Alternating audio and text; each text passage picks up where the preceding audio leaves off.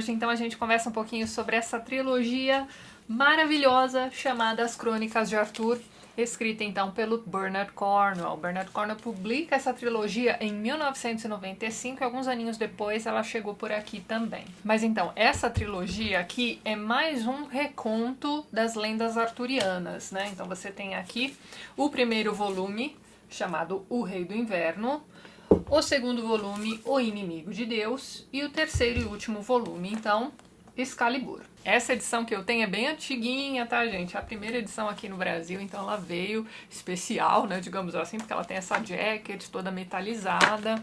Os livros mesmo são uma capa preta comum aqui, ó. Todas elas têm essa mesma padronagenzinha que eu estou mostrando pra vocês. Mas as capas das novas tiragens são praticamente as mesmas, você só não tem esse detalhe metalizado aí e você não tem essa luva, né?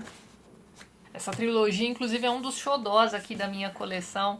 Mas então, pessoal, o Bernard Cornwell trabalhou durante muitos anos como pesquisador para a TV britânica. Então ele trabalhava com documentários e, sei lá, alguma série histórica, por exemplo, né? Quem fazia a pesquisa a fundo era ele, né? Ele era um desses pesquisadores. Portanto, quando ele se torna um autor de romances históricos, ele já tem aí toda uma bagagem, não só como pesquisador, mas também como produtor de TV.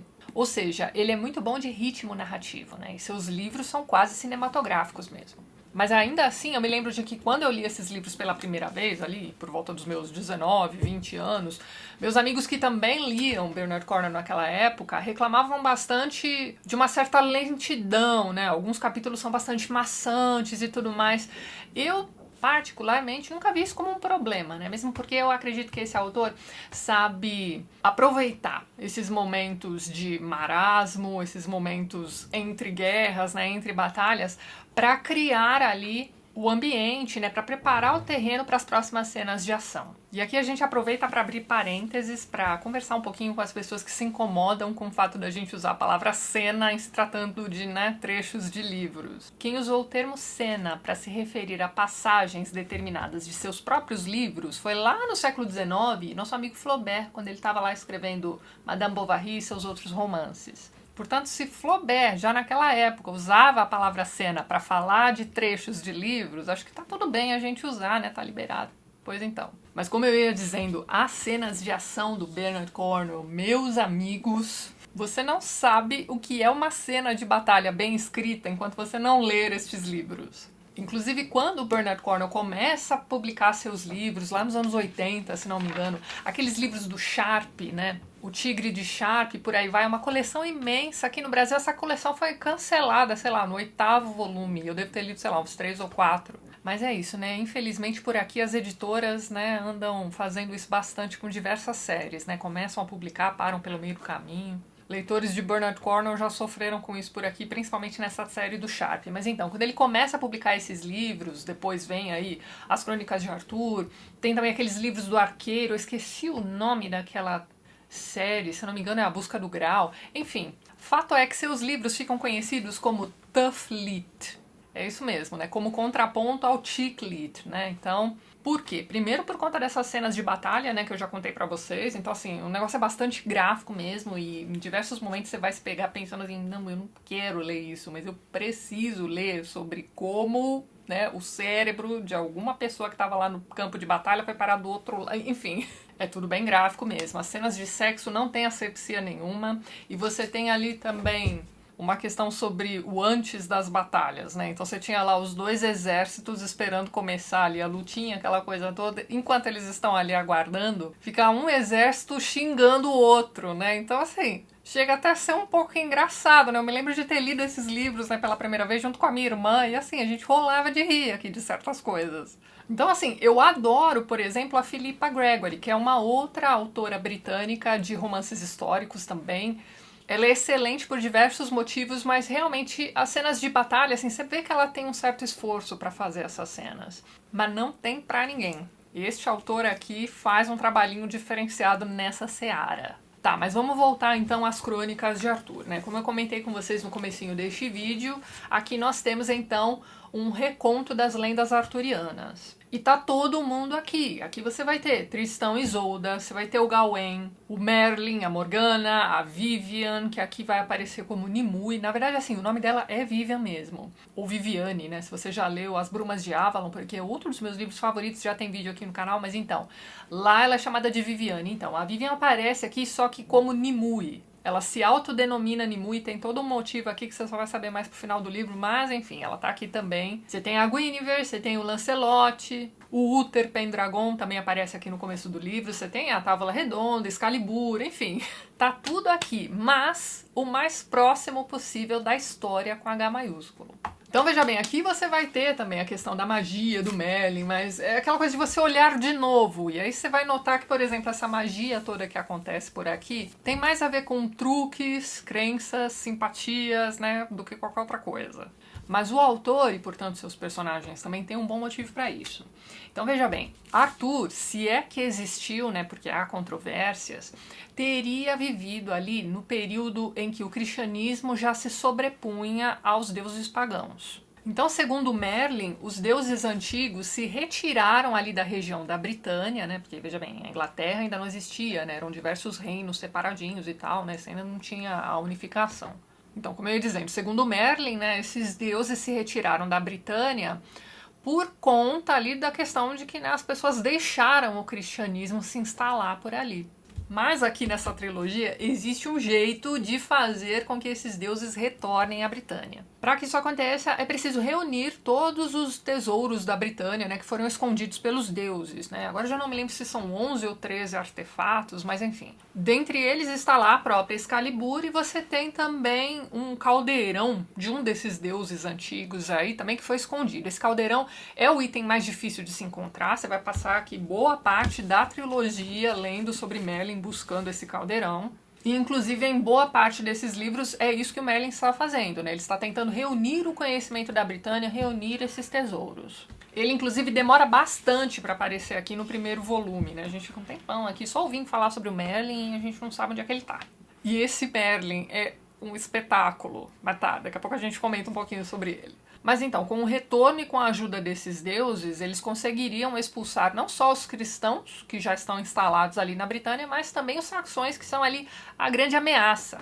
E os cristãos estão muito bem estabelecidos por ali nesse momento, tá? Você já tem ali mosteiros construídos, né? Os bispos já, né, dão pitaco ali em todos os assuntos de Estado. Então vai ser um pouco difícil expulsar os cristãos e também os saxões, então, né, é preciso uma ajuda divina. Só o Arthur não vai dar jeito, né? E quem é esse Arthur histórico?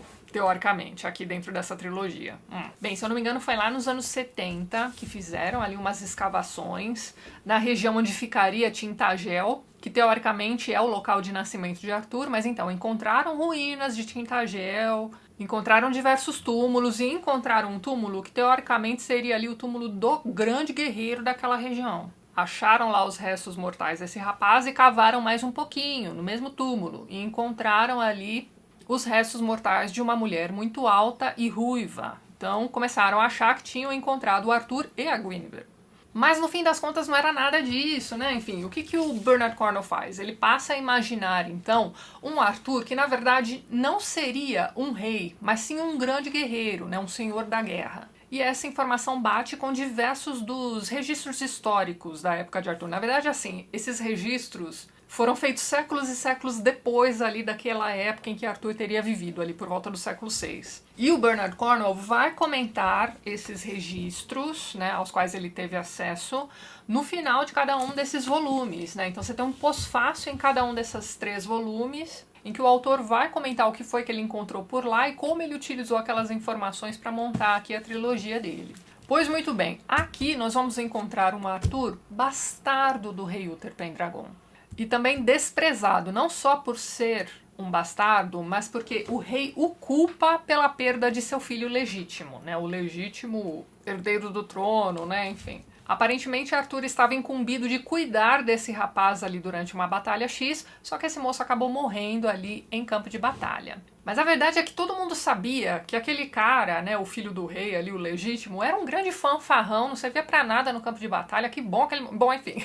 ninguém tava nem aí pra ele. Todo mundo queria muito que Arthur fosse o herdeiro do rei. Só que Arthur era bastardo e agora temos esse problema aí. Morreu quando ele devia estar lá cuidando, né, do filho do rei. E o rei já tá bem velhinho, com uma saúde bastante debilitada, não tem mais herdeiro. O que ele tem, na verdade, é a nora que está grávida. Num dado momento aqui no primeiro volume, a nora dá à luz a um menino aleijado. Então o herdeiro do trono é um bebezinho recém-nascido que nasceu com o pé torto. Então aí a gente precisa se lembrar de que naquela época o rei não era simplesmente uma figura, né? Ele tinha de ser ali um grande líder de seu exército, ele tinha que botar a mão na massa, ir pra batalhas mesmo e pronto. Só que antes de morrer, o que esse rei faz? Ele faz com que todos os lordes ali da região da Britânia, bem como o próprio Arthur também, jurem tomar conta daquela criança. Então é isso, a grande função de Arthur aqui nessa trilogia toda é ser ali um protetor do rei. E como aqui também ele é um cara muito íntegro e tudo mais, né, ele é um personagem mais próximo do humano possível. Então ele não é uma florzinha de pessoa 100% do tempo aqui nessa história não, mas enfim, de qualquer forma, esse Arthur aqui também reflete as grandes lendas arturianas do cara corretão e tudo mais. Então o que ele vai fazer? Ele vai cumprir essa promessa. Ele leva esse julgamento muito a sério, né? Mas enquanto isso, os demais estão querendo mais é que aquela criança morra e que Arthur seja rei, enfim. Mas é isso então, esse Arthur aqui começa como o protetor do rei. Só que a coisa vai escalando aqui, conforme a leitura vai correndo. Eu não vou contar pra vocês o desenrolar da história, mas é fenomenal, pra dizer o mínimo. Agora vamos conversar um pouquinho sobre a forma aqui dessa trilogia. Essa trilogia é contada em forma de memórias. E quem é esse narrador? Quem é que está contando essas memórias? Não é o Arthur. É um rapaz chamado Derfel. E veja bem, aparentemente, para o autor do livro, a pronúncia do nome desse personagem é muito importante. Por quê? Porque ele vai explicar a pronúncia correta deste nome em cada um dos pós-fácios que ele escreveu aqui nesses 3 volumes. A pronúncia correta trocaria esse som de F pelo som de V, então seria Dervel. Só que aí a gente precisa se lembrar de que no inglês britânico, a letra R antes de consoantes e também no final das palavras não é pronunciada. Na verdade, ele é uma marca gráfica para te avisar que você precisa puxar um pouquinho mais o som da vogal que o precede. Então, por exemplo, a palavra murder do inglês americano, que é muito fácil de pronunciar se você é caipira, ou se você veio de São Bernardo, como é o meu caso, enfim. No inglês britânico seria o quê? Murder. Você não pronuncia nenhum dos R's. Pois então, pro nome do Derfel, como é que vai ficar essa pronúncia então? Presta atenção. Devil. Pronúncia muito parecida para essa palavra aqui também, ó. Devil. É a mesma pronúncia, mas não é nada do que você tá pensando. Esse nome, né, tem uma origem saxônica mesmo, quer dizer forte, destemido, coisas assim, enfim. Mas então, a coisa só melhora quando a gente descobre que Devil é um santo britânico do século VI. E na biografiazinha desse santo, você tem ali que antes de se tornar, né, de se converter ao cristianismo, ele tinha sido um grande guerreiro que lutou ao lado de Arthur. O autor do livro, inclusive, conta no pós-fácil que o Derfel, vamos falar como se escreve aqui mesmo, né, enfim. Então, o Derfel, ou Devil, como preferir, aparecia nas lendas arturianas mais antigas, né, e ele aparece também naqueles registros históricos. Mas por algum motivo ele foi se perdendo ao longo do caminho, então as lendas arturianas mais modernas, digamos assim, já não trazem essa figura.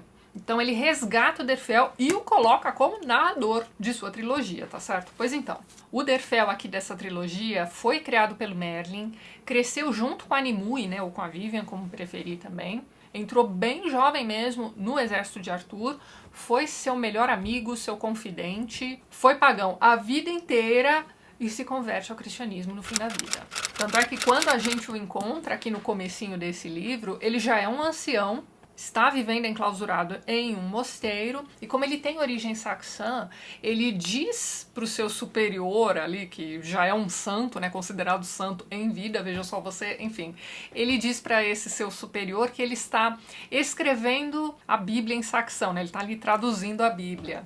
Como o santo não sabe ler saxão, ele deixa, né, enfim. Mas na verdade o que ele está escrevendo é a história de Arthur, e suas memórias também, e quem pede, né, pro Derfel, né, quem pede a ele que ele escreva essa história de Arthur, é na verdade a rainha atual, que também se chama Igraine, né, não é a mãe de Arthur, a mãe de Arthur também se chama Igraine, mas enfim, essa jovem rainha, quando descobre que Derfel, quando jovem, foi ali um dos amigos de Arthur, um de seus grandes guerreiros e tudo mais, ela pede para que ele escreva, então, a história real, né, dos acontecimentos que ela cresceu ouvindo através das canções dos bardos, né? Então, nessas canções, todo mundo ali é heróico pra caramba, todo mundo é lindo, maravilhoso, né? Enfim. E Derfel vai contar aqui sua versão dos fatos, não é mesmo? A vida como ela é, como é que realmente eram cada um daqueles personagens. E isso também chega a ser até engraçadinho aqui nessa história, né? Então, a cada troca de capítulo, a gente volta para os dias de hoje, né? Com Derfel ali encerrando aquele capítulo, entregando para a rainha ler. Então, na troca de capítulo, é como se a Igraine tivesse terminado de ler o capítulo que nós terminamos de ler também. E aí ela tá lá fazendo comentários sobre a leitura pro Derfel. E é muito engraçado porque ela fica assim, poxa, mas o Lancelot não era aquela coisa maravilhosa. E o Lancelot aqui nessa história é um covardão, que não serve pra nada. Não vale o que come este Lancelot. Então assim, se você, como eu, tem aquela ideia maravilhosa de Lancelot das Brumas de Avalon... Bernard Cornwell vai destruir seus sonhos. Aliás, o T.H. White, né, no Único e Eterno Rei, já tinha destruído os meus sonhos, né, muito antes, mas enfim. O Lancelot do T.H. White também é um negócio absurdo. Mas então, o Lancelot aqui do Bernard Cornwell era um cara muito bonitão também, tudo mais, mas que não servia pra nada, era um grande aproveitador, só queria passar a perna no Arthur e coisas assim. Ele é um dos vilões aqui dessa história, ele é o grande, como é que vamos dizer, inimigo do narrador, né, do Derfel. A história de Tristão e Isolda que você vai encontrar aqui também, no final do segundo volume, é de partir o coração. Então, assim, é uma história pesada pra caramba. Tem vídeo aqui no canal sobre Tristão e Isolda, vou deixar o link lá embaixo pra vocês darem uma olhadinha. Mas então, a versão do Bernard Cornwell, muito mais cru e tudo mais, vai jogar um pouco da culpa do que aconteceu com aquele jovem casal de amantes no próprio Arthur também. Inclusive, é o desenrolar da história de Tristão e Isolda que vai fazer com que a amizade entre o Arthur e o nosso narrador fique meio balançada aqui no final desse segundo volume. A história do Gawain, né, que começa a se desenrolar aqui no segundo volume e tem um desfecho assustador, né? Quem já leu essa trilogia, vocês devem estar se lembrando o que é que o Bernard Cornwell faz com este Gawain. Ele tem um papel determinante ali em uma das lutas mais importantes ali, agora eu já não lembro se é a do Monte Badon, mas enfim, é um negócio medonho que acontece com o Gawain aqui nesses livros, mas é espetacular também. O Merlin eu já tinha contado pra vocês que é um Merlin maluco, engraçado pra caramba, desbocado, enfim, ele é um dos melhores, os personagens desses livros são muito bem construídos, mas o Merlin é um, sei lá, um dos meus preferidos, tá? Vamos deixar assim. E aqui ele perde também um pouco aquela aura de grande professor, né? Que ele tem tanto nos livros do T.H. White, acho que só lá mesmo, né? Nas Brumas de Avalon ele também era um cara mais mãos à obra, se bem que nas Brumas de Avalon ele já era bastante velhinho. Aqui ele tem uma participação mais ativa, né? Mais física, digamos assim. Mesmo porque, como eu disse pra vocês, aqui a presença da magia é um negócio assim meio dúbio, eu diria. Em alguns momentos você fica até em dúvida, mas será que isso aí aconteceu mesmo? Ou será que foi um truque também? Enfim, isso é uma das coisas mais interessantes aqui desse livro também. A Morgana do Bernard Cornwell também é uma figura muito estranha. Tem um momento aqui na história em que ela aparentemente vai trair Arthur, né, que é seu próprio irmão também. Os dois são filhos da mesma mãe, do mesmo pai, né, enfim. Então, eles têm um laço diferente, mas não quero dar spoiler pra quem não leu esse livro ainda, mas essa Morgana é esquisita, vamos deixar assim. A Guinevere aqui desses livros também é uma personagem interessante pra caramba. Então, assim, você começa aqui a leitura deste livro acompanhando aqui o amor entre Guinevere e Arthur, e você vai percebendo que essa Guinevere não vale lá muita coisa. Aqui nesse livro ela chega a ser adoradora de Isis, e num dado momento ela precisa fazer ali uns rituais, ali, bom, enfim. Digamos que quando Arthur descobre o teor desses rituais de Isis, ele não fica nada feliz. Mas a partir do momento em que existe meio que um rompimento entre eles dois, a Guinevere cresce pra caramba. Então, por mais que você fique com uma certa raivinha aqui desse livro... Aliás, a Nimue dá uma explicação espetacular pra Guinevere aqui, quando tá todo mundo contra ela. A partir do discurso da Nimue sobre a Guinevere pro próprio Derfel, você fica assim, poxa, não tinha pensado nisso. Então você começa, né, a ficar com raiva da Guinevere, mas aí você ouve a Nimue, e quando você encontra a Guinevere de novo, forte pra caramba aqui, nesse terceiro e último volume, cara... uma baita de uma Guinevere, não é aquela criança chorosa lá das Brumas de Avalon, não. A Távola Redonda aqui é uma tentativa do Arthur de fazer todo mundo ser amiguinho e colocar ali, estabelecer a paz na Britânia, mas não dá nada certo. Ele tenta fazer com que todos façam um juramento de amizade eterna ali, mas não dá certo. Bom, enfim.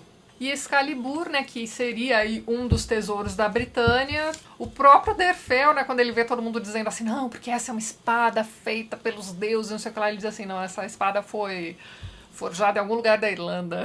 Então, assim, em comparação com as outras lendas arturianas que você deve ter ouvido, ou lido, ou assistido no cinema por aí, essa aqui é uma lenda muito mais pé no chão, é uma versão mais pé no chão. É interessante pra caramba, então esses aqui são livros que eu recomendo não só para quem gosta também de histórias arturianas, de romances de cavalaria e por aí vai, mas para quem gosta de bons livros de fantasia. Eu acho que vale a recomendação desses livros também para quem gosta de livros como Game of Thrones, né? Enfim, a gente tá esperando esse 6º volume que eu não sei se sai ou não sai, não é mesmo?